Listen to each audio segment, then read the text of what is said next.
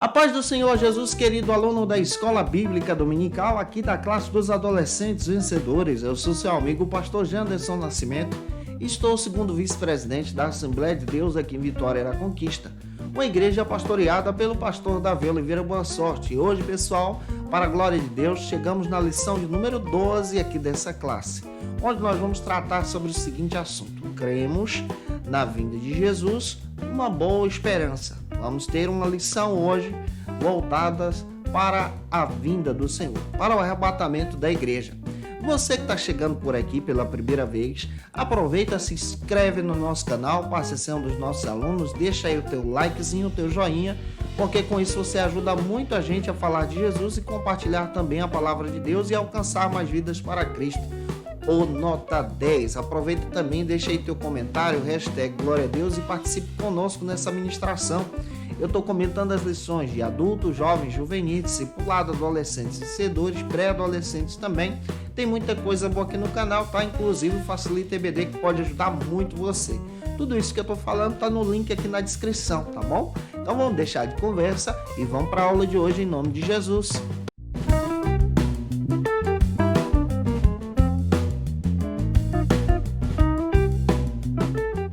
Cremos na vinda de Cristo, boa esperança. Nós estamos estudando nesse trimestre, já finalizando, sobre o tema cremos. E agora vamos tratar sobre a vinda de Jesus. Antes da gente iniciar a nossa aula, nós precisamos ter algumas bases bíblicas. E a primeira base bíblica que eu quero destacar para você está aí em 1 Tessalonicenses, capítulo 4, versículo 16 ao 18, Judas, versículo 14. Você também precisa apresentar em sala de aula o destaque da lição, que está aí em Atos, melhor dizendo, capítulo 1, versículo 11. Faça essa leitura, tá? Com os teus alunos em sala de aula, gente boa, para que Deus te use de forma compassada com os teus alunos. Em primeiro lugar, nós precisamos entender o que significa escatologia. A palavra escatologia é a junção de duas palavras gregas. Escata, que traz essa ideia de últimas coisas, e logia, que vem do termo logos, que traz esse entendimento de estudo ou conhecimento. Em outras palavras, nós vamos estudar hoje sobre o estudo das últimas coisas, sobre o arrebatamento da igreja, como por exemplo. Nós podemos definir a escatologia de três maneiras, e aqui eu quero destacar para você. A primeira maneira, ela é conhecida da seguinte forma: como a escatologia universal, onde apresenta então o reino de Cristo, o arrebatamento da igreja, o assunto que nós vamos tratar hoje. A segunda maneira é conhecida como a escatologia individual, onde se trata sobre o seu destino pós a morte como ser humano. E o terceiro modelo de escatologia é a escatologia intermédia, que tenta trazer uma orientação desde a morte de cada ser humano até o dia da ressurreição. Eu espero que Deus em Cristo, então, te use na palavra de Deus nessa ministração de hoje, tá bom?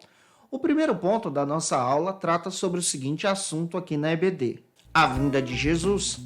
Nós precisamos entender nesse primeiro ponto que quando olhamos para a Bíblia, tanto como o Antigo e o Novo Testamento, entendemos que tanto no Antigo e o Novo Testamento apontam para essa vinda do Messias, a vinda de Cristo. O termo que é utilizado no Novo Testamento, especialmente sobre a vinda de Jesus, é o termo parúsia, que traz essa ideia de rapto da igreja, aonde Cristo retornará para buscar os salvos em sua presença. Quando nós olhamos especialmente para os profetas do Antigo Testamento, diversos profetas do Antigo Testamento falam a respeito do dia do Senhor. Esse dia do Senhor se refere à parúsia, esse dia que destaca o fim dos tempos, do arrebatamento da igreja, desse grande sinal. Daniel, por exemplo, o texto de Daniel é o texto mais apocalíptico que nós possuímos no Antigo Testamento. Daniel fala a respeito do dia do Filho do Homem, ou seja, desse aparecer do Senhor em glória. Quando nós vamos então para o Novo Testamento, nós observamos que toda a pregação de Jesus é centrada no reino, apontando então para esse grande dia. Quando nós lemos João 14:3, importante você destacar isso, Jesus prometeu que retornaria para os seus, para os salvos. Os discípulos de Jesus também ficavam curiosos sobre o dia da vinda. Por exemplo, quando você lê Mateus capítulo 24, versículo 3, eles perguntam quando aconteceria então o fim. Lucas capítulo 12, versículo 40, a igreja entendia que Jesus viria a qualquer momento. E nós precisamos destacar isso aqui. Apocalipse 1:7. Os discípulos também entendiam que Cristo retornaria em glória. Mateus 24:36. Os discípulos também sabiam que somente Deus determinou o tempo da vinda de Cristo. Mas, em Mateus capítulo 24, versículo 23 ao 25, eles sabiam que antes da vinda de Jesus surgiriam muitos falsos profetas. Tanto os discípulos como os cristãos do primeiro século tinham esse entendimento dessa vinda de Jesus, da vinda gloriosa do Senhor. E por isso, em diversas passagens do Novo Testamento, essa orientação de santificação, de viver para Deus, quando nós lemos, por exemplo, 1 Tessalonicenses capítulo 4, versículo 13 a seguir, você percebe Paulo orientando uma vida de santificação. Quando nós lemos 1 Coríntios capítulo 15, versículos 51, 52 e 53, ele fala sobre essa vinda gloriosa de Cristo, que será em um abrir e fechar de olhos. Todavia, nós precisamos entender que existem diversas correntes escatológicas que tratam a respeito da vinda de Cristo em visões hermenêuticas diferentes. Por exemplo, nós temos a linha de pensamento amilenista, que acredita que o milênio já está acontecendo agora e que o arrebatamento da igreja, ou seja, a vinda de Cristo, acontecerá no meio desse milênio, a qualquer momento. Nós já estamos vivendo a tribulação nessa linha de pensamento e Cristo retornará então e arrebatará a sua igreja em glória. Nós não defendemos essa linha de pensamento como pentecostais, tá? Essa linha de pensamento é seguida por alguns irmãos tradicionais. Outra linha de pensamento que existe é a linha pós-milenista, que destaca que o milênio já está acontecendo e no final do milênio Cristo então retornará para arrebatar a sua igreja em glória. Nós também não seguimos essa linha de pensamento. A linha de pensamento que nós seguimos é conhecida como pré-milenista. Nós acreditamos que o arrebatamento da igreja vai acontecer antes do milênio. E o arrebatamento da igreja também vai acontecer antes da grande tribulação. Ou seja, nós somos pré-milenistas e pré-tribulacionistas. Tem gente que já defende que a tribulação está acontecendo agora. Mas os sinais que a Bíblia apresenta sobre a tribulação são mais terríveis do que aquilo que estamos vivendo. Vai ser pior. A tribulação se dá início na nossa linha de pensamento a partir do rapto da igreja, de forma secreta, dos santos em Jesus. Cristo afirmou que ele retornaria para arrebatar a sua igreja. E para nós, gente boa, tem uma distinção. Por exemplo, nós pentecostais entendemos que o arrebatamento da igreja vai acontecer antes da tribulação e antes do milênio. Outro detalhe, nós também entendemos que o arrebatamento é distinto da segunda vinda. E agora, no segundo ponto, eu vou explicar isso para você da melhor maneira possível. Eu espero estar ajudando você. Se eu estou contribuindo contigo, comenta aí. O segundo ponto trata sobre o seguinte assunto aqui: o arrebatamento da igreja. Vamos entender a distinção entre arrebatamento e segunda vinda. Nós, pentecostais, entendemos que isso é distinto. Para a gente, Cristo vai retornar, isso é arrebatamento, e levar a sua igreja de forma secreta. Só os santos, os salvos vão ver e vão participar. Será o rapto da noiva. E a segunda vinda é a aparição do Cristo com a sua igreja em glória nos ares no final da grande tribulação. Isso para a gente é distinto. Tem linha de pensamento que mistura as duas. Diz que o rapto e a segunda vinda é uma coisa só. Nós não seguimos essa linha de pensamento. Vou mostrar para você a partir da palavra essa distinção. Com base em 1 Tessalonicenses 4,17, nós acreditamos então no arrebatamento da igreja somente para os santos. Em 1 Coríntios 15,52, esse arrebatamento vai acontecer em um abrir e fechar de olhos. Em 1 João 3,2, só os salvos vão participar dele, vão ver, vão sentir, vão ouvir, vão ser transformados, mas aqueles que não são salvos não vão reconhecer, não vão identificar o momento do arrebatamento. Em 1 Coríntios capítulo 2, versículos 12 ao 16, só os salvos vão ouvir o toque da trombeta. Isso para a gente é somente exclusivo para aqueles que serão arrebatados. E o arrebatamento para a gente é o momento em que Cristo remove da terra os salvos em sua presença, os crentes. Você, nota 10. E os crentes que já morreram em Cristo serão ressuscitados nesse arrebatamento. E teremos um encontro com eles, com o Senhor, nos ares. Já a segunda vinda, na nossa linha de pensamento hermenêutica, é diferente do arrebatamento. A segunda vinda para a gente é o retorno de Cristo com a sua igreja em glória, glorificada. Tu vai estar lá também, eu vou estar, o glória. Se você acredita nisso, bota o glória aí. Essa segunda vinda é distinta porque Cristo aparece em glória para derrotar o maligno, com base em Apocalipse 19, versículo 11 ao 16, onde Cristo aparece em glória nos céus e a partir desse momento é estabelecido o milênio. Se inicia então o reino milenar. E esse momento da segunda vinda acontece pós-final da tribulação. E quem será arrebatado então? A gente precisa destacar isso aqui. Todo crente que é lavado e remido pelo sangue de Jesus. Se você aceitou Cristo como seu Salvador, você tem o privilégio de ter o seu nome escrito no livro da vida. Há muitos membros da igreja que estão como membro da igreja local, mas não são convertidos. Não aceitaram Cristo verdadeiramente em seu coração. Esses aí vão ficar, com base em João 3,3. Mas a partir do momento que nós nascermos de novo, de verdade, nos convertermos a Deus, nós então participaremos desse momento de glória. E de forma distinta eu quero clarear isso aqui para você. O arrebatamento é somente para os crentes.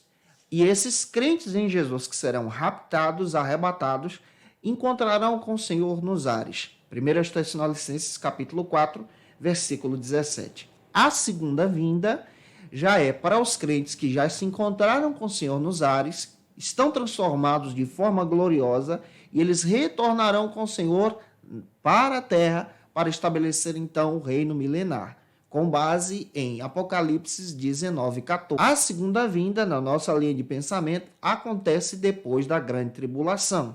O arrebatamento é antes da grande tribulação. Observe, por exemplo, Apocalipse 3,10. Destaca que a igreja não passará pelo momento difícil. 1 Tessalonicenses 5,9 destaca que a igreja será arrebatada antes da grande tribulação. Já a segunda vinda é apresentada para a gente em Apocalipse capítulo 6 ao 19, destacando que a igreja agora retorna em glória com o Senhor. O arrebatamento é a remoção dos crentes salvos da terra. 1 Tessalonicenses 4, do 13 ao 17. Já a segunda vinda inclui a remoção dos incrédulos que ficaram na grande tribulação da terra. Mateus capítulo 24, do 40 ao 41. O arrebatamento ele é secreto. 1 Coríntios 15, 50 ao 54. Já a segunda vinda, ela é visível. Apocalipse 1, 7. E Mateus 24, 29 ao 30. A segunda vinda, ela acontece depois de certos eventos. E aqui eu quero destacar esses certos eventos para você, avançando agora para o nosso terceiro ponto, que trata sobre o seguinte assunto: a segunda vinda visível. Quais são os eventos que vão acontecer a partir dessa revelação, ao mesmo tempo, desse arrebatamento da igreja? Vou listar para vocês. Os principais fatos escatológicos são apresentados a partir da nossa visão de escatologia, que é a visão pentecostal. Que fatos são esses que a gente pode listar? Primeiro, com base em 1 Tessalonicenses 4,17, nós acreditamos que a igreja será arrebatada de forma invisível. Após isso, o que acontece? O início da grande tribulação, Mateus 24, 21, Marcos 13, 19 a 23. Depois da grande tribulação, acontecerá então o julgamento das nações. Esse julgamento da nação acontece na segunda vinda, quando Cristo aparece em glória, Joel capítulo 3, versículo 2, e a partir do momento que a segunda vinda é estabelecida e visível, se inicia então o milênio. Isaías 2:2 fala sobre isso, Apocalipse capítulo 20, versículo 2, 4 e 6, e pós o milênio, o reino milenar que durará 1000 anos, se inicia então o juízo final, com base em 2 de Pedro 3:7. E a partir do juízo final, vem então o novo céu e a nova terra, que está escrito em Apocalipse, capítulo 21, versículo 1 a 8. E por que nós crentes acreditamos que Jesus virá? Se você ler João, capítulo 14, versículo 1 ao 13, ele prometeu que viria. Nós, crentes, acreditamos que ele virá porque os próprios anjos também disseram que ele viria. Atos 1, 10 e 11. Em Marcos, capítulo 13, versículo 28 ao 31, Jesus prometeu que viria e, ao mesmo tempo, antes da sua vinda, alguns sinais aconteceriam. E pelo próprio testemunho da ceia do Senhor. 1 Coríntios 11, 26. Nós acreditamos que ele virá. E o que é, então, a grande tribulação? Que a grande tribulação é esse divisor nessa linha de pensamento que nós trabalhamos. Nós cremos que a igreja será arrebatada de forma invisível, se inicia a tribulação, e então Cristo aparecerá em glória em segunda vinda de forma visível. E o que é a tribulação que está aqui? É o período mais terrível que acontecerá na terra. Terá o período aí de 7 anos. Daniel 12:1 diz que é o tempo de angústia. Isaías 61:2 diz que é o dia da vingança do Senhor. Apocalipse 3:10 diz que é o tempo da tentação universal. Mateus 24:21 diz que é o tempo de aflição. E a grande tribulação, de forma prática, será dividida em 2 períodos. O primeiro período será de 3 anos e meio e o segundo de 3 anos e meio. O primeiro período, o anticristo, o falso profeta e o próprio inimigo das nossas almas, a besta, o próprio Satanás, ele se manifestará com essa trindade diabólica para poder trazer uma falsa paz para aqueles que permanecerem aqui.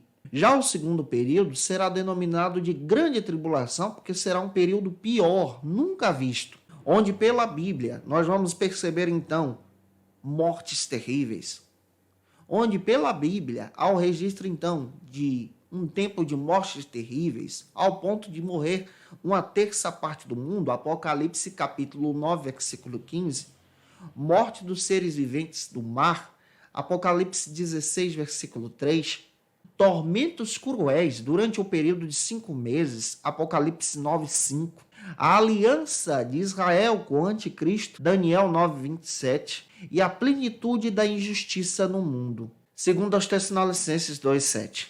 A Bíblia diz para a gente que nós precisamos permanecer santos em Cristo para participarmos então do arrebatamento. Pós segunda vinda, que se inicia e marca então esse retorno glorioso de Cristo, se inicia agora o milênio. O milênio para a gente é um período de 1000 anos onde Cristo reinará com a sua igreja. Nós não participaremos então do período da grande tribulação, mas no milênio, Cristo então restaurará a terra. E ao mesmo tempo, com os salvos, nós teremos a oportunidade de governar nesse mundo. Quem vai estar vivo no milênio? Somente aqueles que permaneceram vivos durante o período da tribulação, e eles viverão para reconhecer agora a glória de Deus, o poder de Deus, o reino de Deus. Depois disso, Satanás será solto, enganará essas pessoas que não são os crentes salvos, porque os crentes salvos vão estar transformados em Jesus, firmados com o Senhor. Essas pessoas então se aliarão ao inimigo e acontecerá a grande guerra do Armagedon, onde a terra será destruída e nós estaremos então em glória no novo céu e na nova terra, como a Bíblia promete. Eu espero ter contribuído com você de forma básica, só um panorama sobre a visão escatológica aqui, tá? Um beijo no teu coração. Se eu estou te ajudando também, comenta aí, tá bom? Já estamos finalizando o trimestre, já tem aula gravada do terceiro trimestre da CPAD aqui no canal, fica atento, tira uma foto, me marca no Instagram também, vou ficar feliz de te ver lá e até a próxima aula, se Deus quiser. Conheça o Facilita EBD. Acesse já facilitaebd.com.br.